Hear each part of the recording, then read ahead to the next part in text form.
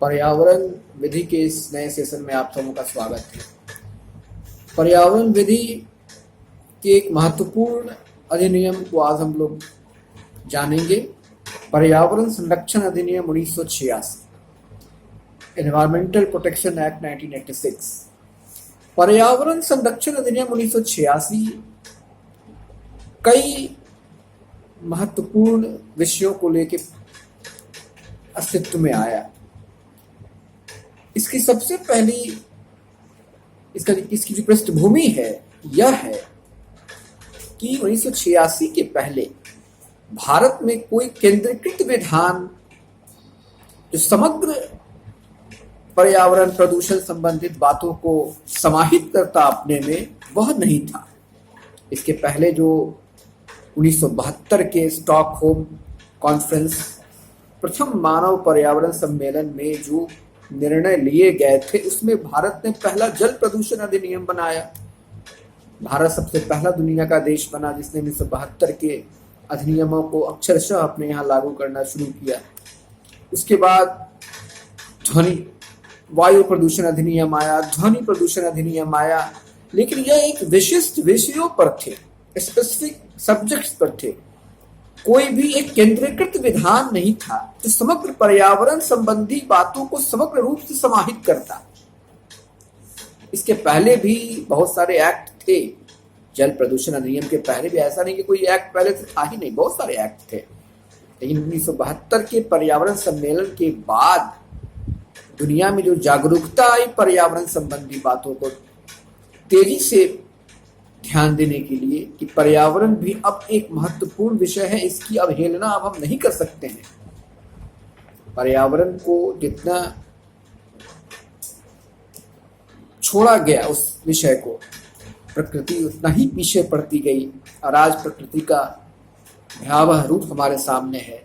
इसलिए प्रकृति के साथ बहुत ज्यादा छेड़छाड़ आप नहीं कर सकते हैं। ऐसी ही पृष्ठभूमि में मानव पर्यावरण सम्मेलन हुआ। उसके प्रावधान बहुत सारे लागू नहीं हो सके। जो बातें छूट गई थी वह 1986 के पर्यावरण संरक्षण अधिनियम में लागू किया गया, उसको समाहित करने का प्रयास किया गया। और इसी बीच में आपको याद होगा 2 से 3 दिसंबर 1984 आपने सुना होगा भोपाल गैस त्रासदी। इसमें जो भयंकर घटना घटी, मिथाइल आइसोनाइड जो लीक हुआ यूनियन कार्बाइड के संयंत्र से, हजारों लोग उसके शिकार बने। आज भी उसकी विभीषिका बहुत सैकड़ों लोग झेल रहे हैं। इनके लिए कोई दायित्व देने वाला कोई अधिनियम भी नहीं था। वह कौन सा पदार्थ था जिसने इतने सारे लोगों को संकट में डाला, उसको पर्यावरण की परिधि, पर्यावरण प्रदूषक की परिधि में लाया जाएगा या ना लाया जाएगा, इन सब बातों को ध्यान में रखते हुए पर्यावरण संरक्षण अधिनियम 1986 अस्तित्व में आया। इसकी जो पहली विशेषता थी वह थी पर्यावरण का संरक्षण एवं सुधार करना। इसकी दूसरी विशेषता थी मानवीय पर्यावरण पर स्टॉकहोम सम्मेलन में लिए गए निर्णयों को कार्यान्वित करना। तीसरा, मानव प्राणियों, जीवों, पादपों एवं संपत्तियों को परिसंकट से बचाना। चौथा है पर्यावरण संरक्षण हेतु सामान्य एवं व्यापक विधि अधिनियमित करना। मैंने पहले भी कहा कि एक समग्र विधि नहीं थी इसके पहले, जो सारे बातों को, पर्यावरण संबंधी सारे बातों को, पर्यावरण प्रदूषण संबंधी सारी बातों को समाहित कर लेता। केंद्र सरकार को शक्ति संपन्न बनाना, राज्य सरकार को शक्ति संपन्न बनाना, केंद्र और राज्यों में समन्वय कैसे स्थापित हो, पर्यावरण संबंधी कानूनों को लागू करने के समय पूरी स्टैटिस्टिकल डेटा के साथ सांख्यिकी आंकड़े जुटाना, अन्वेषण करना, संयंत्र में जाना जहां परिसंकट में पदार्थ रखा हुआ है, इन सब बातों के लिए। और पांचवा इसका है विद्यमान विधियों के अधीन विभिन्न अधिकरणों के क्रियाकलापों के बीच समन्वय स्थापित करना, कोऑर्डिनेशन, मैंने जो कहा पहले ऊपर तथा पर्यावरण संरक्षण हेतु प्राधिकारियों का सृजन करना, जो प्राधिकार हैं उनका सृजन करना, प्राधिकार और अधिकरण और प्राधिकार जो है उनका सृजन करना, और उन लोगों उनके बीच कार्यकलाप भी समन्वय स्थापित करना कि वो लोग समन्वय स्थापित कर पर्यावरण संबंधी जो कानून बने, जो नीतियां तय हो, उसको लागू किया जा सके और पर्यावरण पर अधिक से अधिक कार्य वो कर सके और इस मदर अर्थ को बचाया जा सके। छठा है मानवीय पर्यावरण संरक्षा एवं स्वास्थ्य को खतरा उत्पन्न करने के लिए दंड की व्यवस्था करना, पेनाल्टी इम्पोज करना। ये इसकी 6 महत्वपूर्ण विशेषताएं हैं। इन 6 महत्वपूर्ण विशेषताओं से यह पर्यावरण संरक्षण अधिनियम 1986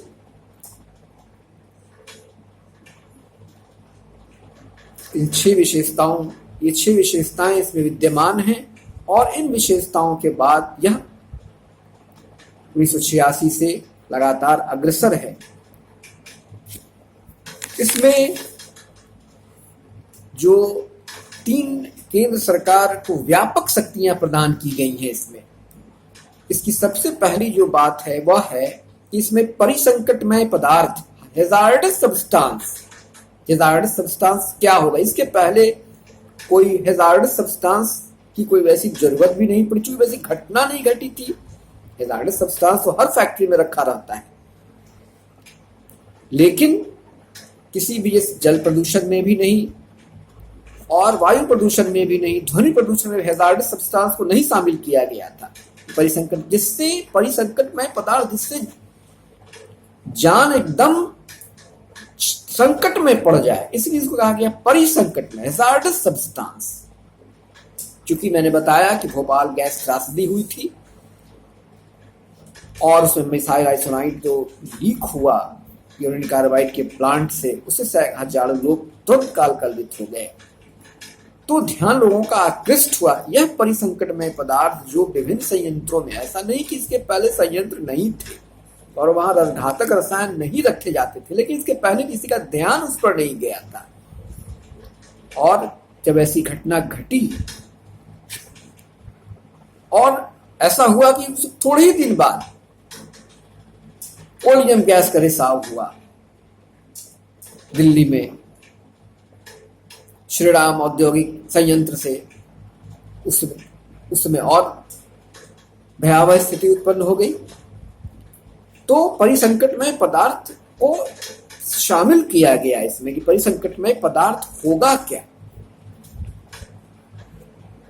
और इसमें इस अधिनियम में केंद्र सरकार को व्यापक शक्ति संपन्न बनाया गया है। व्यापक तौर पर उन्हें कि आप पर ही पूरी जिम्मेवारी है पर्यावरण को बचाना और पर्यावरण संबंधी नियम कानून बनाना और उसे लागू करना।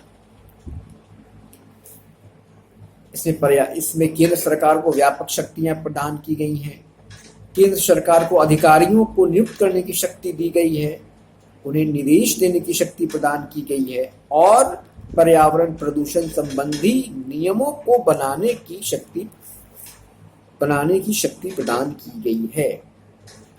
इसमें पहला जो है कि केंद्र सरकार पर्यावरण संरक्षण के हेतु कदम उठाए, उसमें है उसकी 3 बातें हैं। पर्यावरण की गुणवत्ता में सुधार करना, पर्यावरण का संरक्षण करना और पर्यावरण प्रदूषण का निवारण, नियंत्रण और उपशमन करना। इसमें अधिकारियों को और इसकी दूसरी इसी में है जो शक्ति बनाने में है, शक्ति संपन्न जो किया गया केंद्र सरकार को, इसमें है समन्वय एवं योजना बनाना। यानी केंद्र सरकार और राज्य सरकारों के बीच समन्वय कैसे स्थापित होगा ताकि पर्यावरण संबंधी जो नियम, अधिनियम और नियम बने, जो विभिन्न आदेश निकले उसको लागू कैसे किया जाए, इसमें राज्य सरकारों के बीच समन्वय कैसे स्थापित हो, उसके लिए अधिकारियों की नियुक्ति करना और उन अधिकारियों को क्या करना है, किस तरह से उसको उनको निर्देश देना है, इसके बारे में व्यवस्था की गई। तथा साथ ही साथ पर्यावरण, विभिन्न स्रोतों से पर्यावरण में जो उत्सर्जन हो रहे हैं, उत्सर्जक जो घुल रहे हैं, पर्यावरणीय उत्सर्जक, उनका मानक तैयार करना, ये एक दूसरी महत्वपूर्ण विशेषता। और केंद्र सरकार को इसके लिए अधिकृत किया गया कि स्टैंडर्ड तैयार कीजिए, मानक तैयार कीजिए, पैमाना तैयार कीजिए, कहाँ कितना उत्सर्जन हो रहा है। जो आप कभी देखते हैं कि इतना उत्सर्जन हुआ है, इतना उत्सर्जन कम करना है, 20% उत्सर्जन कम करना है, 15% उत्सर्जन कम करना है, एक कार्य योजना बनती है। तो वही उत्सर्जन का पैमाना क्या होगा, उत्सर्जन को का पैमाना तैयार करना, मानक तैयार करना और सांख्यिकीय आंकड़े जुटाना। अन्वेषण, अन्वेषण मतलब अन्वेषण, निरीक्षण, अन्वेषण करना और निरीक्षण करना, जहां और किसका अन्वेषण और निरीक्षण, किसी ऐसे संयंत्र का जहां हैजार्डस सब्सटेंस रखा हुआ है, जहां परिसंकटमय पदार्थ रखा हुआ है, उसके परिसर का निरीक्षण करना, अन्वेषण करना, वहां जो मशीनरी रखी गई है, जो तथा साथ ही साथ जिसमें परिसंकटमय पदार्थ जो जिसमें रखे गए हैं, उन टैंक्स का निरीक्षण करना कि वो समय पर बदले जा रहे हैं या नहीं जा रहे हैं, या उसमें वो खराब हो चुके हैं और तब भी उसका काम चलाया जा रहा है। टैंक में कोई रखा हुआ है, बरसों से टैंक, एक ही टैंक है, उसमें जंग लगेगा, वो टूटेगा, उसका पेंट वगैरह हो रहा है कि नहीं, पुराना पड़ जा रहा है तो उसको बदला जा रहा है कि नहीं, तो साथ ही साथ वहाँ जो मशीनरी है वो प्रॉपर तरीके से काम कर रही है कि नहीं, कि कोई दुर्घटना ना घटे, बार हमेशा उसका मेंटेनेंस हो रहा है कि नहीं। इन सब बातों के लिए केंद्र सरकार को अधिकृत किया गया और तथा साथ ही साथ केंद्र सरकार एक और बात के लिए अधिकार शक्ति संपन्न की गई, इसमें पर्यावरणीय प्रयोगशालाओं की स्थापना करना। ये एक महत्वपूर्ण विशेषता है इसकी, पर्यावरणीय प्रयोगशाला। प्रयोगशाला क्यों? तो पर्यावरण प्रदूषक जो जहां जहां ज्यादा हो रहे हैं, प्रदूषण की मात्रा जहां जहां बढ़ रही है, वहां उत्सर्जक नमूने लेके, उत्सर्जन के जो नमूने हैं उनको लेके उसकी जांच करना। पानी में अगर उत्सर्जन की मात्रा बढ़ गई, उसको वहां से लेना। इसके पहले पर्यावरणीय प्रयोगशाला 1 या 2 थी या नहीं के बराबर थी, और थी भी तो उतना काम नहीं करती थी। पर्यावरण संरक्षण अधिनियम में इसको व्यापक तौर पर शामिल किया गया। तो साथ ही साथ सूचनाएं एकत्रित करना, कहाँ कितना पर्यावरण प्रदूषण हो रहा है, और पर्यावरण प्रदूषण संबंधी व्यापक प्रचार प्रसार करना तथा पुस्तिकाएं तैयार करना, मार्गदर्शिकाएं तैयार करना, ये सारे महत्वपूर्ण विषय पर्यावरण संरक्षण अधिनियम 1986 में शामिल किए गए हैं। हमारे आज के इस सेशन में पर्यावरण संरक्षण अधिनियम 1986, इसमें और आगे के सेशन में हम लोग और इसकी जानकारी और हासिल करेंगे। तब तक के लिए धन्यवाद।